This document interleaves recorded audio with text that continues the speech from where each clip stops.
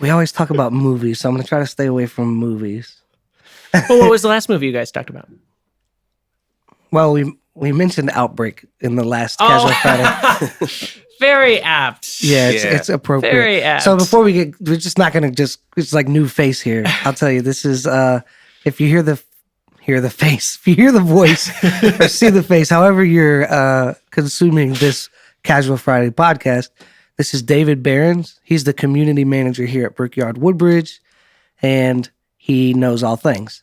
So that's not entirely true. That's how we'll start that. And then of course I got Kenny Casel Thompson here with me, and we are just recording some Casual Friday podcasts right now because we've got some other podcasts lined up, and we just want to have some stuff in the coffers, so to speak. We want to have some stuff lined up. So we have no topic, but I will answer the question that you asked. What? The last movie I saw in theaters? Yeah, no. Well, that was the last movie you guys reviewed. But what was the last movie you saw in theaters too? Sure. What was it? Oh, you saw Onward. I saw Onward. I really want to see Pixar that. movie. So my family and I were actually going to go out together to be able to see that, just because we had saw the trailers when we saw Spies in Disguise, which, by the way, another great Pixar movie. Oh yeah, it was worth it. Will Smith nailed it. Really? Like literally nailed it. That's the one with the pigeon. Yeah, I'm getting excited. That was really good. He nailed it. It was James Bond with many twists and turns. Okay. They even included a car sponsorship in there for Audi. They made a fake Audi animated vehicle that was totally branded by them, which I was like, cool. They're trying to stick with the real theme. I love Pixar. And it's They do a great job. Yeah. Just talk about product placement. I was watching Wreck-It Ralph yesterday, and right at the beginning of the movie, they're in the arcade, and right front and center of one of the shots is a Subway cup. And it's not like Busway. You know how they change it? It was like Subway product placement. Boom, right there. But yeah, so I saw Onward. How was that? It was great. It was like very good story. Kind of, I won't say predictable, but it was like you kind of knew what the story was when you got into it and where it was going. But man, it was good. And it was deep. I heard it was a tearjerker. It was deep. Like Inside Out deep? Yes. Okay. Like, but I love road trip movies. Like, what was the one I was talking about that I just watched? Due Date. I love movies where it's like get in the car. Like even like Tommy Boy kind of had that element. Dumb and Dumber. Absolutely. All of these movies where it's like road trip. I love It's a goofy movie. So yeah, exactly. That was one of my favorite movies growing up. But so this had that element. One of the characters kind of has an 80s like rock and roll vibe. So it kind of, I felt like they made it for me, my generation almost, like, because it was a lot of the newer elements. It was also had some of that nostalgia even from before me. But it was good. It was really good and really, really deep. And really focused on family and fatherhood and which things is like that. awesome because you don't see that very much in today's films. Right. Like, I am super excited to be able to see it specifically because I have a bit of a personal connection to that story since I lost my father a number of years ago. And whenever someone brings the reality of family and life and a timeline from life to death, that's really, really neat. Right. So I'm super excited to be able to see it. I just have to catch it before all the theaters close. Are they still open? So a lot of them are already closing down. Like I don't think any in Virginia are allowed to be open as of this point. So I know in Maryland they are very strict about it and they're offering fines and jail penalties. Oh wow! If you have a gathering of greater than 10. I think last thing I heard is that some theaters were still open, but it was only to like X number of people. Mm-hmm. Like that might they be the had case. to be like, I don't know if it's 10, but it was like so many people per theater.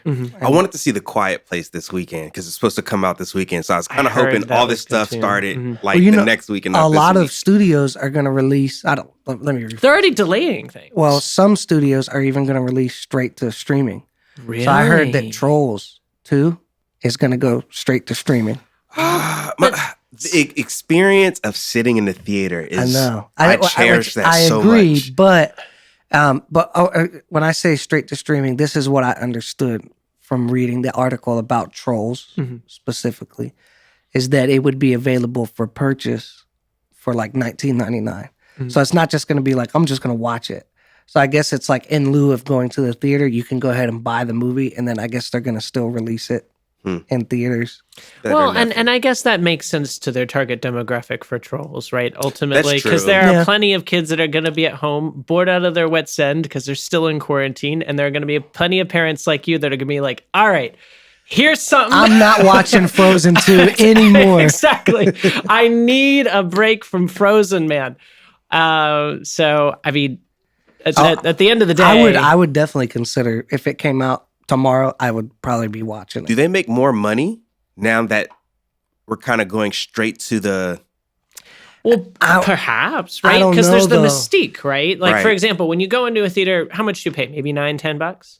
Right. When you're buying that movie right off of the bat, you're getting 20. But on the flip side of the coin, I guess you aren't necessarily getting as much value as you could by the number of eyes that are on the screen, right? Like if you buy the movie for $20, you and your entire extended family could go sit around, watch a screen, and not as much value would be generated. So there's two spectrums to that, right? I was going to say too, I'm sure they probably get more from a digital download than a box office ticket too, though. That's true, just because of the marketing. So I was gonna say, but see, something like that, I imagine Trolls 2 was going to have a pretty big box office. Right. I mean, because that was a popular movie. I really enjoyed the first one.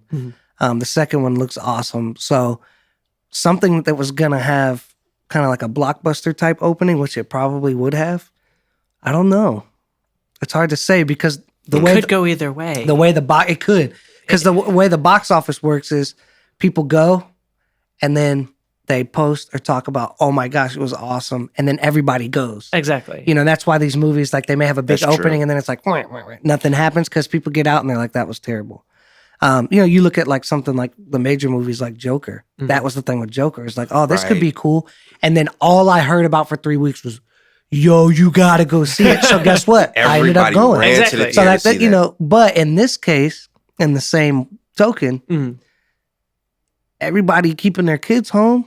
And it can be in everybody's homes immediately. Oh, and people aren't, as a result of this, people aren't necessarily going to be going and seeing that with their family, right? So you're going to potentially drive more revenue from that.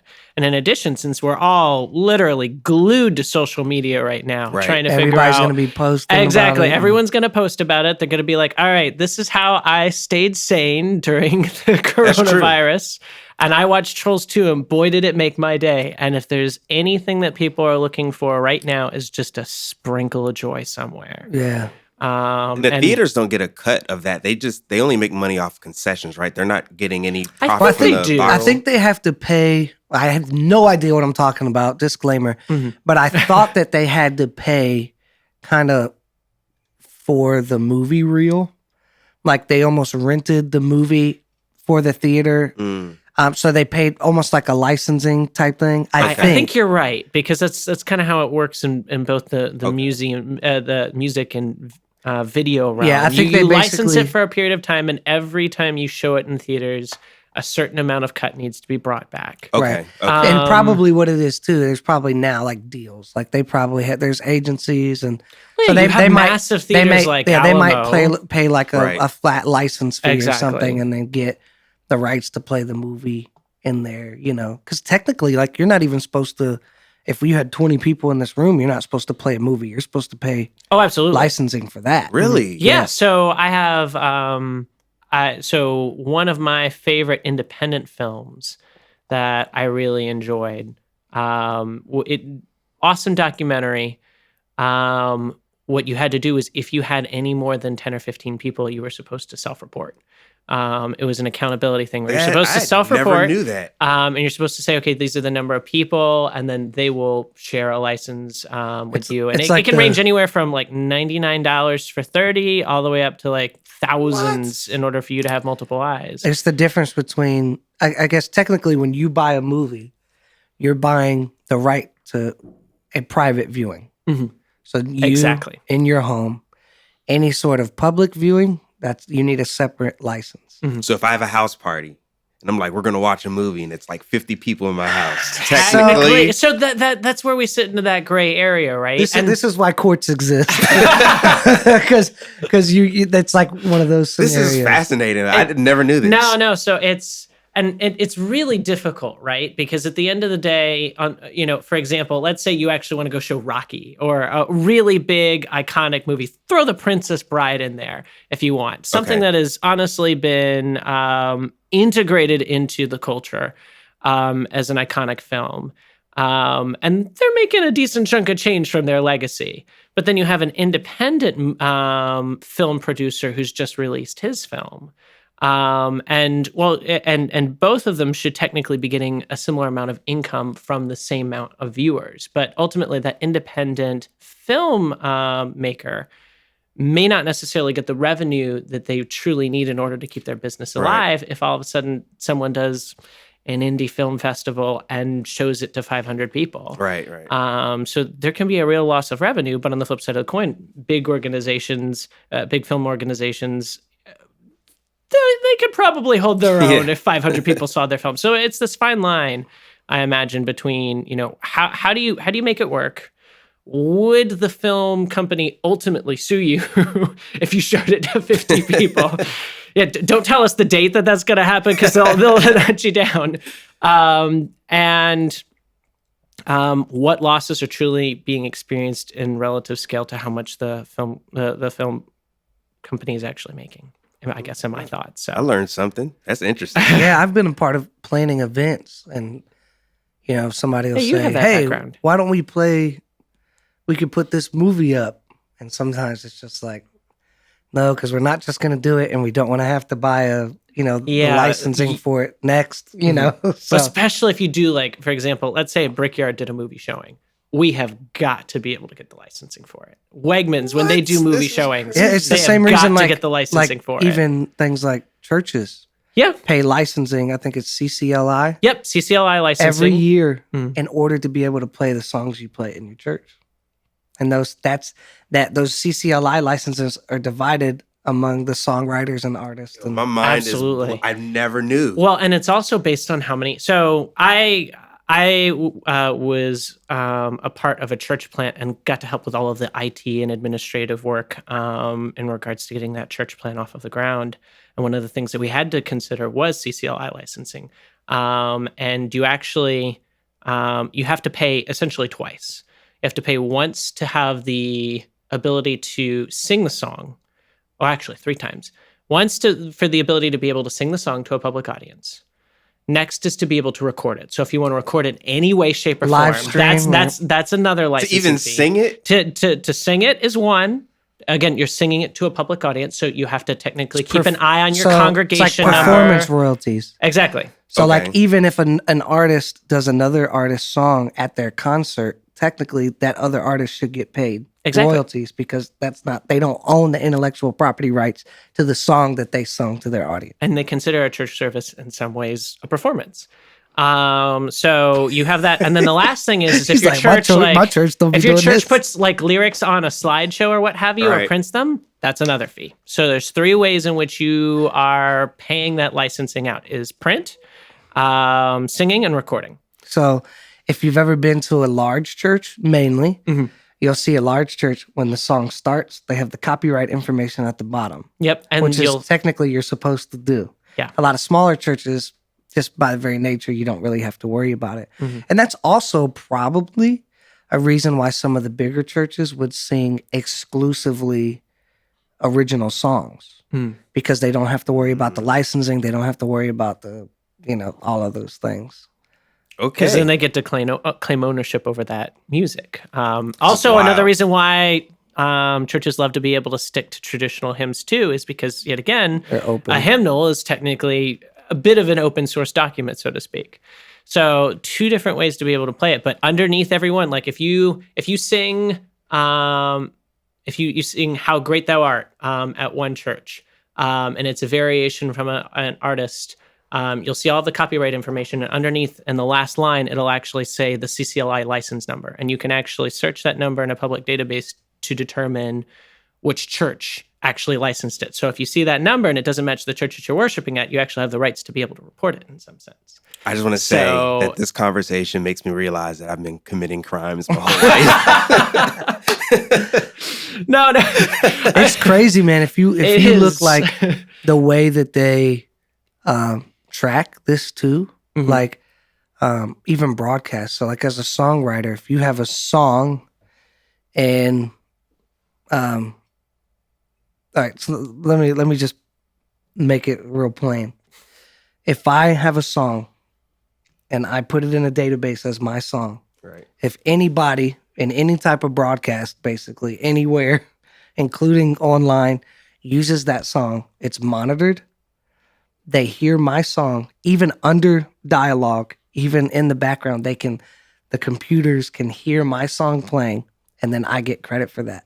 And then the licensing that's paid by whoever is playing it, they pay kind of blanket licenses, kind of like a CCLI license, to make sure that they can just basically use whatever they want. And then that license pays out to everybody that was involved in that song, as long as they're given credit for it. So it's really cool. I didn't know it was automated in that sense, because you push a video to YouTube, includes a song, and they're like, no, you can't do that. Right. But I also didn't realize they had it on the flips. They had a system that would actually then track the songs and then say, all right, well, we can then divvy out. But not only from what I understand, and this is all things that I've been told, but not only that your song played, but it also can determine the scale at which your song was used. So is it the only thing that's happening at the moment? Is it a clip?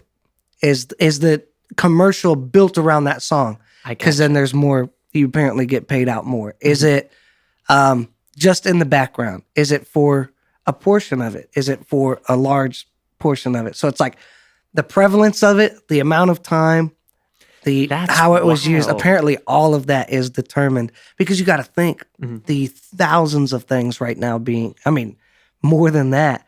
So it's not just a guy sitting there listening. Wait, is that a song? Let me see. No, it's like a massive system that is constantly monitoring everything. Oh yeah. And to ensure, and that's why people join like BMI and all of these things, because you're depending on those agencies.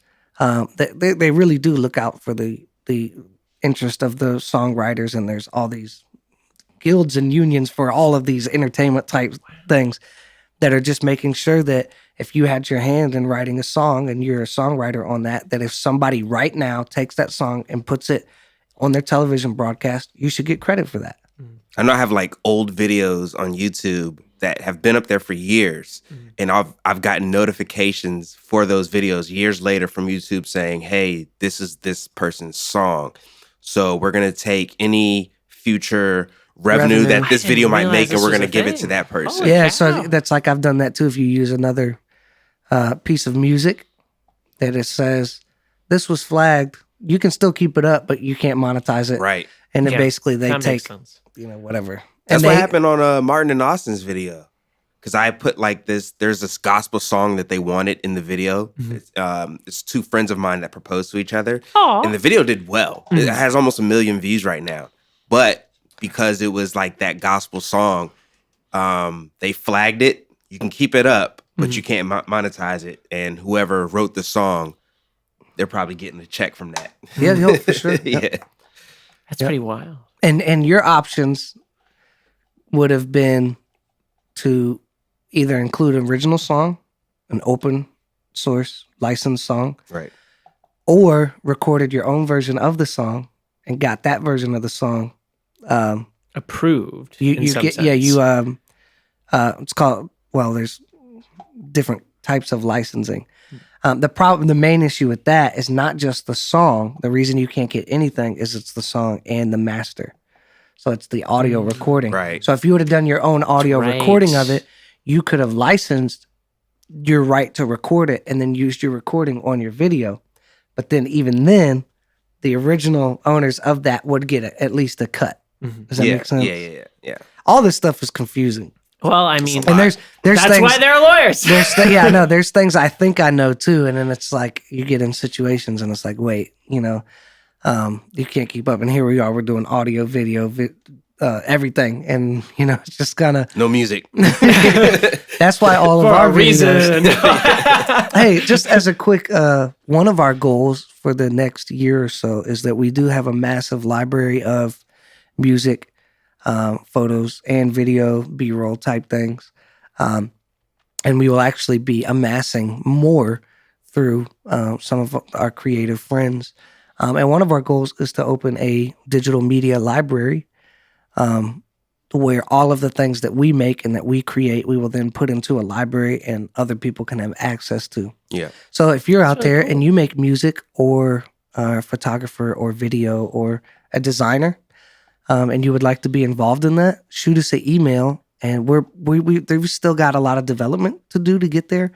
Of course, we would have to amass the library and then come up with the entire membership process and the front end of the website and the back end of the website and all of those things. But if you would like to contribute to that in the future, we're actually making a list of people. Shoot us an email or comment and just say, hey, when you're ready to do that, I want to be involved, and we'll put you on the list. And then when we get closer to that, we'll reach out. And then probably be talking to you as well because he knows a lot of things about stuff. I was actually going to say, hey, do you need some help building Yeah, that? he does a lot of website things and stuff and systems. So Website things and stuff and systems. I'm now going to include that as my just title. put that on your business card. Stuff and Because systems. putting web developer and marketer is just not as cool as website things and yeah, stuff but that's and like you say that and you're like pinning yourself. You do a That's lot true. more than that That's too. true. You do website things and stuff and systems. So All right, I'm going to go with The that. and stuff is really And important. the and stuff, leaving that nice and open-ended just to get that spectrum. Hey, did you know? yeah, because if you say you do it all, can then you do yodel. nothing. So you just have to say I do stuff, and then people get it. Trust me on this one. All right, leave that marketing platform. So what open, was friend. this podcast about? What am I going to put as the title? Licensing. There you go. Well, just a discussion about licensing from people. Is the Michael Scott headline? A discussion about licensing from people who don't really know much about licensing. Amen. Don't waste your time. Some people still know how business is done. I guess that's the title of this one. All right. Well, thanks for sitting in with us. No problem. I appreciate I it. got to go across town and do another type of recording. Me and my wife are about to go to the store Good luck. because she said we have to go. They'll have seltzer. Nope. I don't like seltzer at all. You're not a fan? No. He went to the store. They were out of everything except seltzer. I was like, that's perfect for me. I sent him a picture. I was like, everything else is gone except for this. What the heck? And I had just left the grocery store with a fresh box of seltzer.